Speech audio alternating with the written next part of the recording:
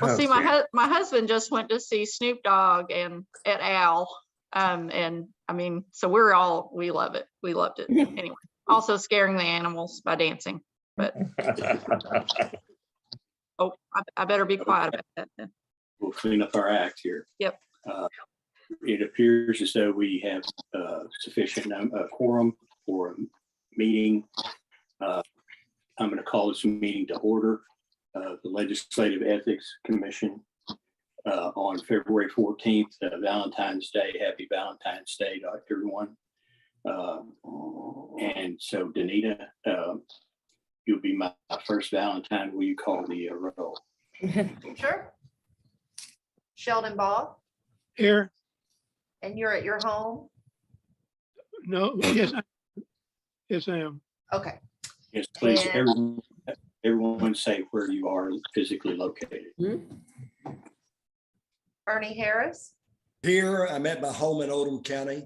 okay. Dave Nicholas, Here, I'm in my home in Franklin County. Michael Nosker, Here, and I am at my office in Somerset.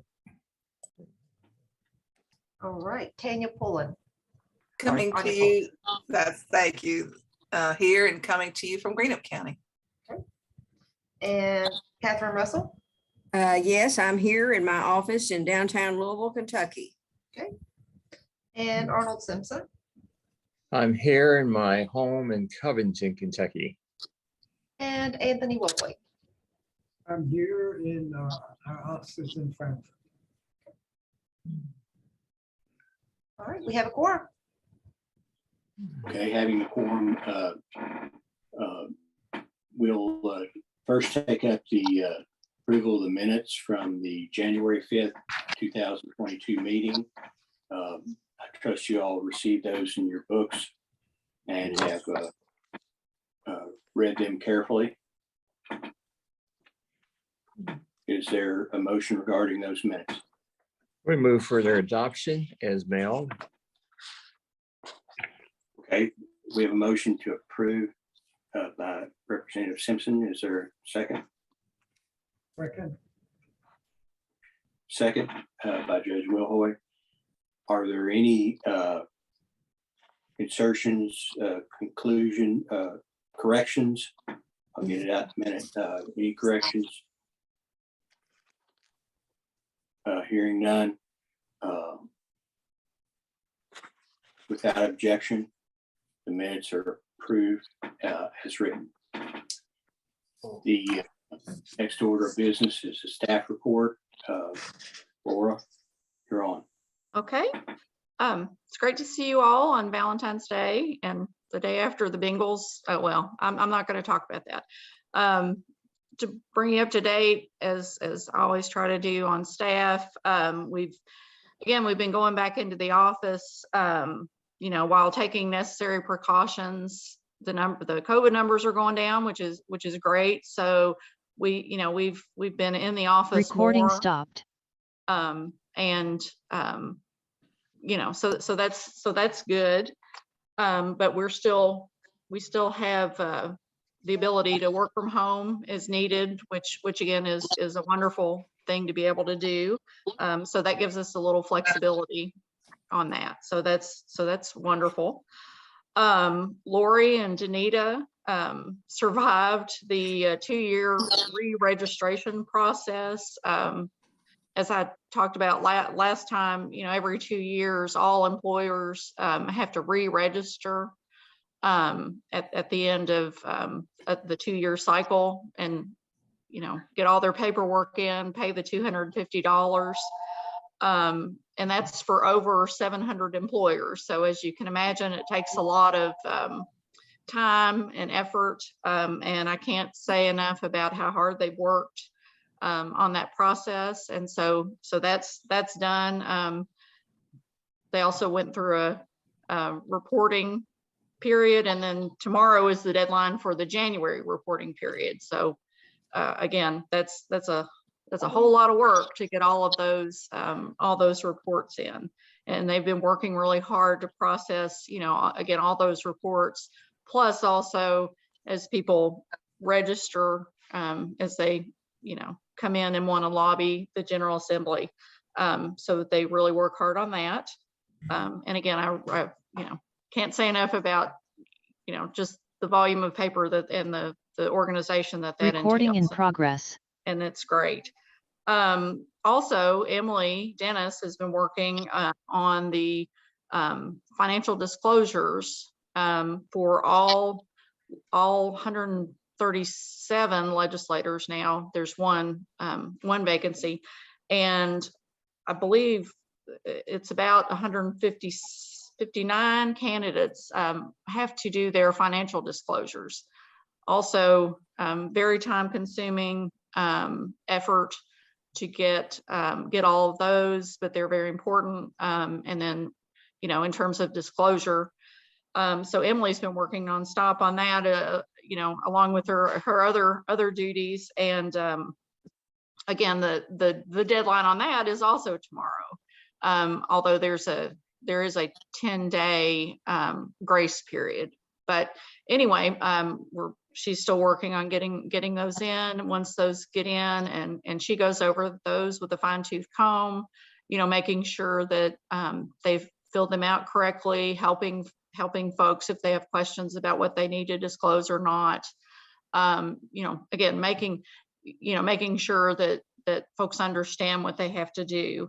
And then we will put those on our website once we get all of them. And again, that is helpful in terms of, sunshine disclosure, and of course with issues that might come up about conflicts of interest and things like that. So, if you get a chance to check out the website in a, about a week or so, you'll see that all those candidate disclosures will, and the new ones for the sitting legislators will pop up. So again, thanks to Emily and Lori and Danita for, again, it's amazing. I mean, when you see all the paper that they have to do.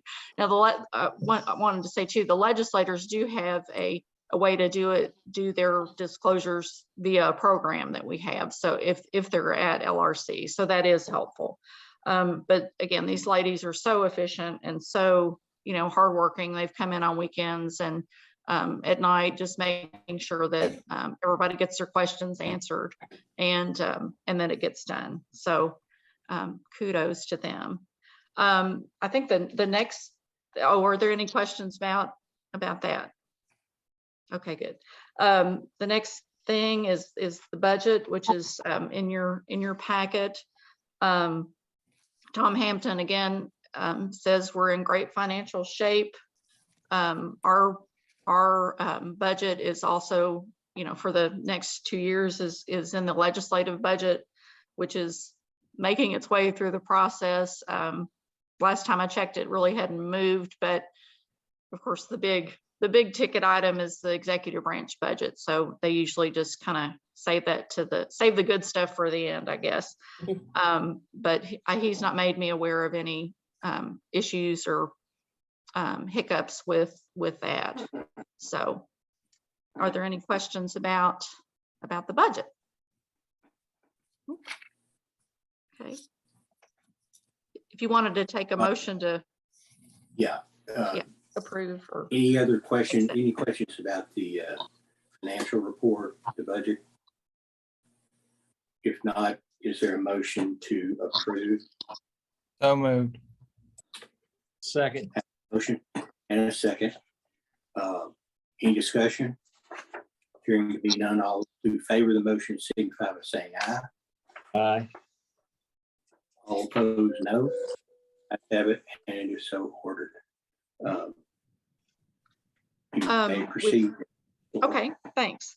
We also in your packet, we had answered a couple more questions from LRC staff on this internal audit that they're doing to kind of ready the agency to do a fuller use of EMARS. And basically our whole response is in there, so you can kind of tell what they're looking at and the processes.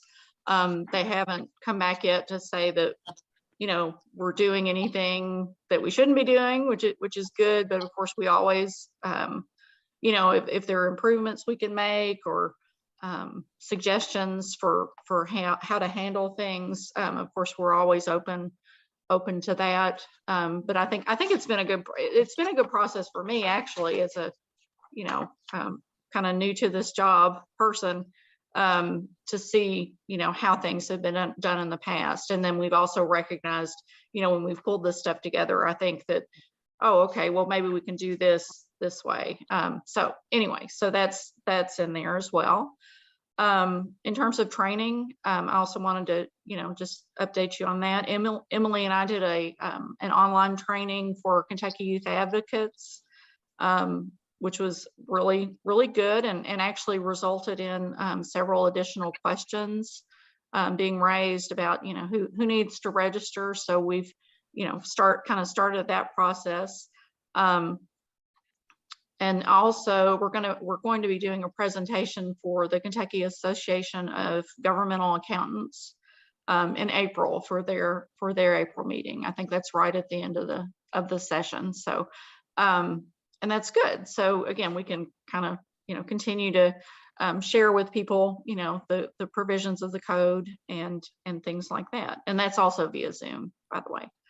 I think next in your packet, we've included, Emily put together information about the legislative session, including the calendar.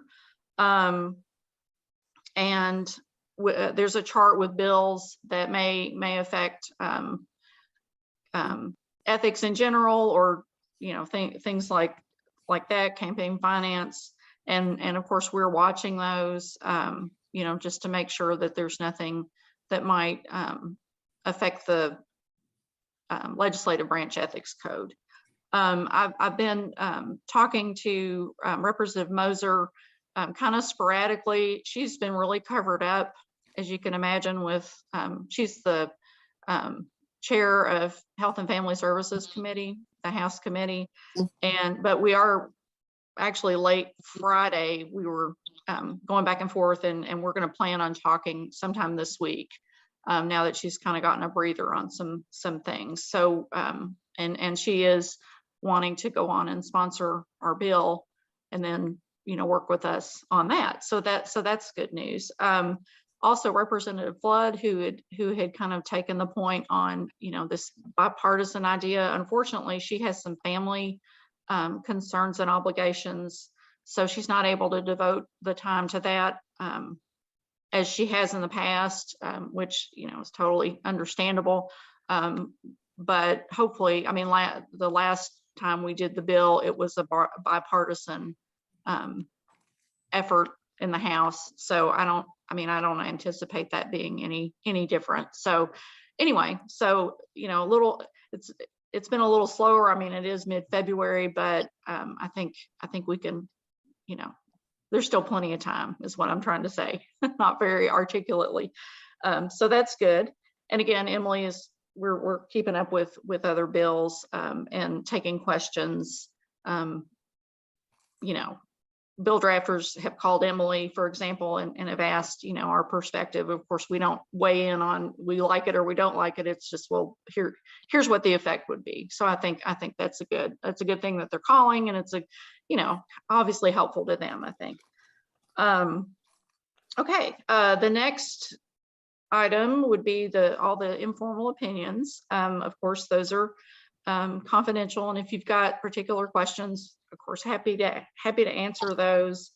But we need to do those in executive session if we want to get into the specifics. As you can tell, we've had, of course, they're in session, so we've had a bunch of requests for informal opinions. Some kind of run-of-the-mill garden variety, and some kind of unique and new. So, and another good thing from our perspective and your all's perspective too, many of them focused on issues that were raised in the annual current issues training that the law provides that we must do for legislators each year, which again points out how important that is to have that every year. And we were requested to do some reminders to folks, including legislators on particular issues. And again, I think that's good. I think it's good that, you know, that people are keeping the ethical status of the General Assembly front of mind. I think in terms of the actual session itself, I think they really enjoyed hearing from John Schaaf and the historical perspective. You know, the younger members that come in, they don't remember Bob Trott. I mean, frankly, some of them may not have even been born during that period, I guess, which is kind of, or at least not, you know, certainly not thinking about that or politics in their frame of reference. So I think that's really good. Let's see. So that's basically all I wanted to say generally on the informals. I do have a couple of issues that we do need to discuss in executive session if nobody has any questions just generally about that process. I have one question. Laura, we voted our annual personnel actions back, I think, a couple of months ago. Well, now 4 or 5 months ago, actually. Have those gone into effect yet?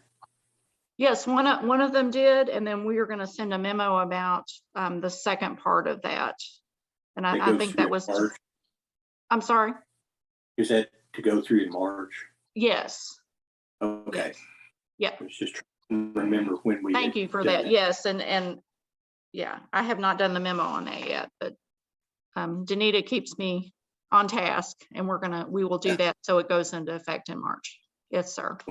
I Sounds want good. to clarify something that I didn't understand since I'm new. Let's Sure. say that there was a bill that was in process and it caused, well, it could be inconsistent or just it's a tremendous fiscal responsibility on the commission. Do you have an opportunity to say anything about that as far as the cost and expense that maybe they didn't think of?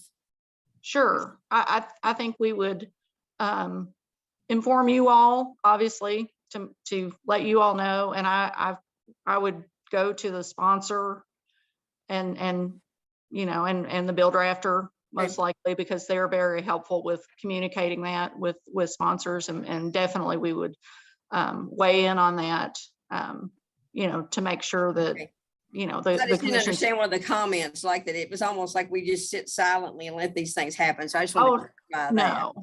No, and fortunately, I misunderstood. oh no, you know, it's always a balancing act. There are some bills that might be out there that would appear not to be very helpful, but you know that you can kind of know that they're not going anywhere. You know what I'm saying? So you wouldn't just go ringing the bells on stuff that's now there might be things that, yes, you know, if they said, well, we're gonna, you know, substantially change the law, or something that would have a fiscal impact on us, definitely. I mean, I feel comfortable doing that, and you know, the legislators do want to hear that. Sometimes they don't know that there will be a consequence. So but that's a great question. Yeah. A lot of unintended consequences. Yeah, true. Having Laura as our director gives us a tremendous advantage about dealing with the legislature, because she was in LRC, I guess her whole career, most of her whole career. Most of it. And she's still very connected with all that. She knows the ins and outs of the legislature, you know, so we're very, very well covered when it comes to that, just because she has all that knowledge. And she knows, she's always been good to let me know if something happens or if something's going on. And if it moves, we shoot it pretty quick. And so we're very fortunate that way. So it's very good. We're well cared for. I can assure you that. Any other questions or information for our staff report? If not, the chair will entertain a motion pursuant to KRS 61-810, 1, sub 1, sub K, and M. The commission go into executive session to discuss confidential matters. Is there such a motion? So moved. Motion made and seconded. All in favor signify by saying aye. Aye. All opposed, no. The ayes have it. Mark, can you get us the air there?